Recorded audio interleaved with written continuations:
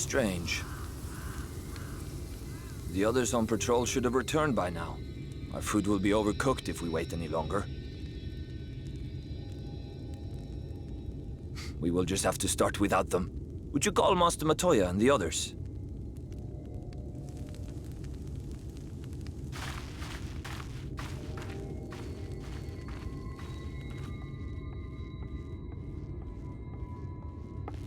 I tire of these games, Urianger.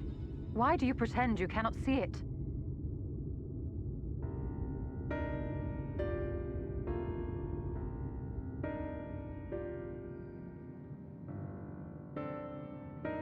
The blessing may spare her the fate of becoming a Light Warden. But you cannot be blind to the nascent corruption. She is not as she was in the Source.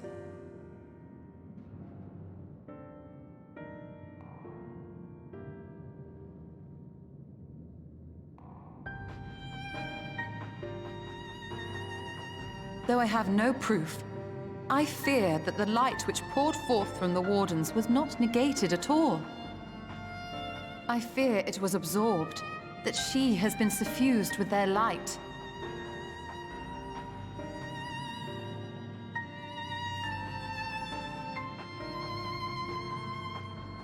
Though I have given thought to this possibility, I dare not speak until more is known.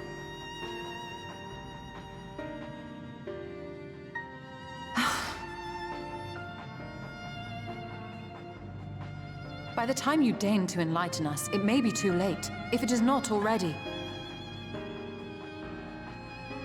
Urianger, I know full well, after all these years, that you have only the best of intentions. But that does not make it any easier to put my faith in a man so infatuated with secrecy. I have had my suspicions ever since the Exarch bade you speak that day. But now I must ask. The 8th Umbral Calamity and all that followed, everything you claim to have seen, did you?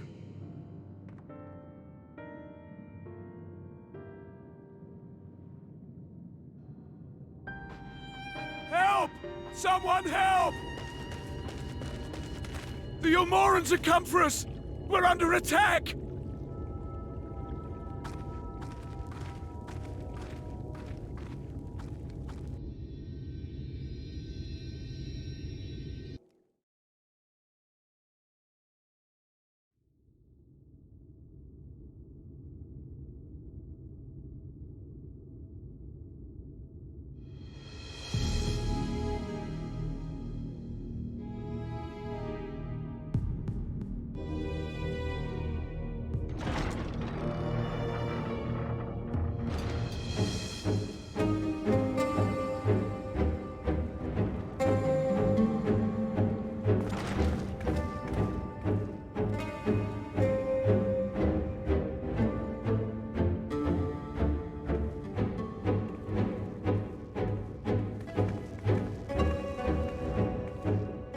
Lord Forthry, how good it is to see you. How long has it been? Not since your inauguration, unless I'm mistaken. Too long, at any rate. May I say, how humbled I am to be invited not only into your city, but your home. You are as generous as ever. And you as disingenuous. Let us dispense with the pleasantries. This merry band of dissidents people are calling Warriors of Darkness. They have slain Sin-Eaters, and by all accounts the Crystarium is complicit in their villainy. And now I hear reports of your people obstructing my soldiers, so I must ask, what exactly do you think you are doing? I might ask you the same thing. It should be clear, even to you, that defeating the Light Wardens represents the world's only hope of survival. Even now, the people of Lakeland and Ilmeg rejoice in the return of night. For 100 years, they yearned for a means to fight back against the Sin-Eaters, and at last they have found one. Yet you choose to stand idly by and do nothing. Why? Why? Because this hope you cling to is nothing more than a fever dream, an exercise in futility. Even should you slay the Sin Eaters, the world as we know it is beyond salvation. With what little land and resources remain, the people would be free only to starve. Before long, they would turn to violence, then to war, and ultimately usher themselves unto oblivion. They require a firm hand to shepherd them from the edge. The hand of a king, nay, a god. I will see their dreams fulfilled, their wishes granted. I will give them peace, order, and they shall never want for bliss.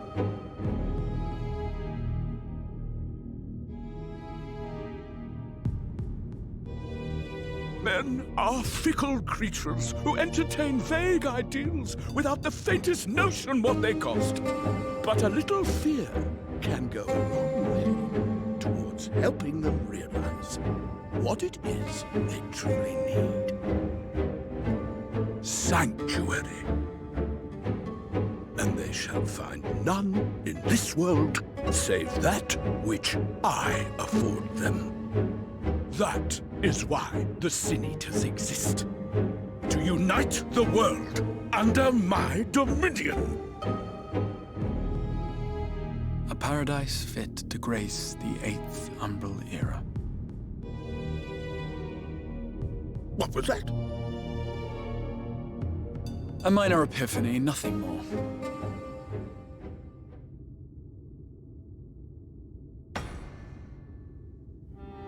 You have always held sway over those around you. Those who defy you must submit or die. What sits before me is the inevitable result of bloated privilege and unchecked power. But man is more resilient than you think. His achievements are not the product of violence and bloodshed, but compassion and understanding. This calamity is but another crisis to be overcome. And we will, once we eliminate the Sin Eaters. You poor deluded fool. These people care not for the morrow. They care only for the now, and the contentment they lack. What good is a paradise to them if it is 1,000 years in the making, or even 100?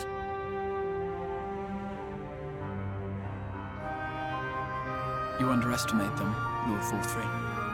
They see further than you think. I have beheld it in the blood and sweat and tears of those who would sacrifice everything for a future they may never know, that their children may never know. I have beheld it in the hopes and dreams of those who came before, which we bequeath to those who come after, that they might in turn build upon the foundations laid by our forebears. These are the bonds which hold man and his world together, not your gilded chains, and I will resist your every effort to shackle him.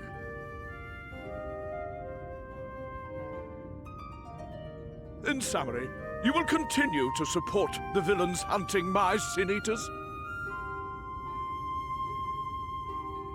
With tremendous enthusiasm, for I have faith in the future they would build.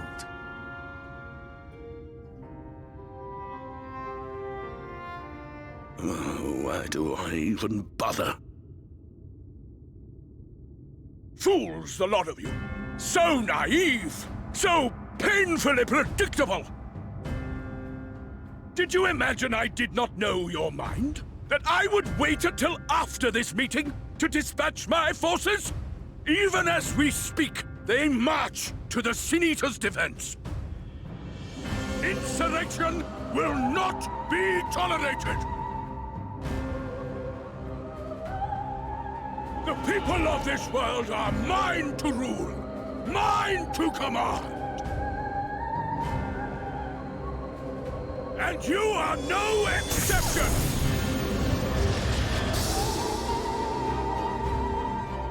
What? How did he...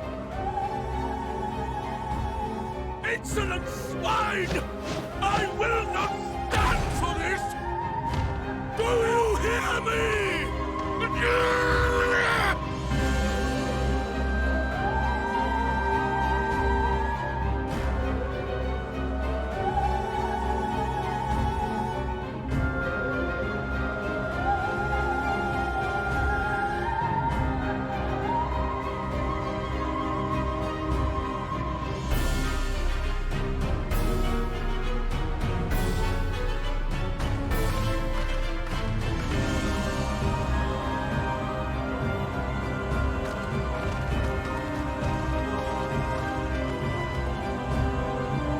You speak for the Knights Blessed? I do.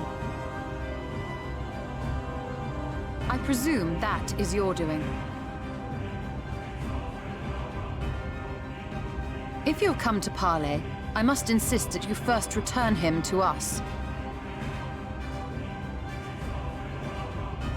You're in no position to make demands.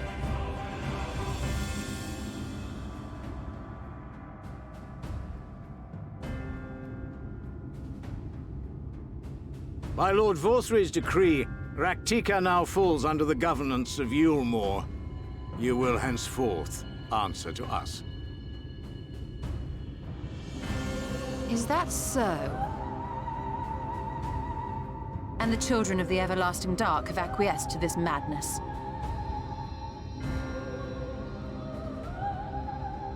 We have reached an accord, yes. Too many times have the Knights Blessed shunned Yulmore's overtures of friendship.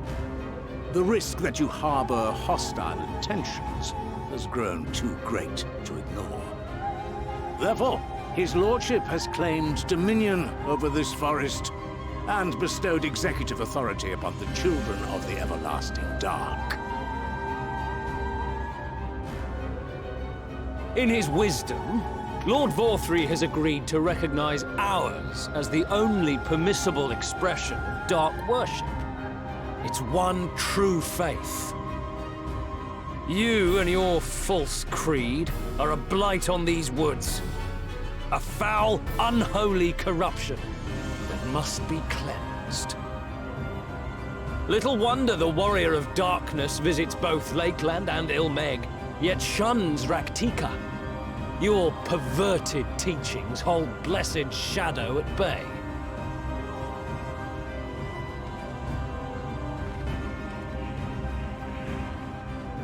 You have accepted the yoke of Yulmore to spite us, then? Fools. Darkness will never return to these skies while they hold sway. Those of you minded to obey his lordship are to make for woven oath with all haste. We will leave you, that you may have time to prepare. Woven oath? Are you suggesting we abandon our fate to join those zealots? What has your faith afforded you thus far?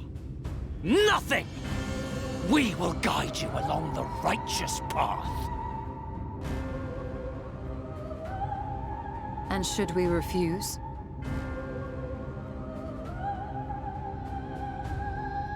Anyone found here upon our return will be considered a traitor to Yulmore, and dealt with as such.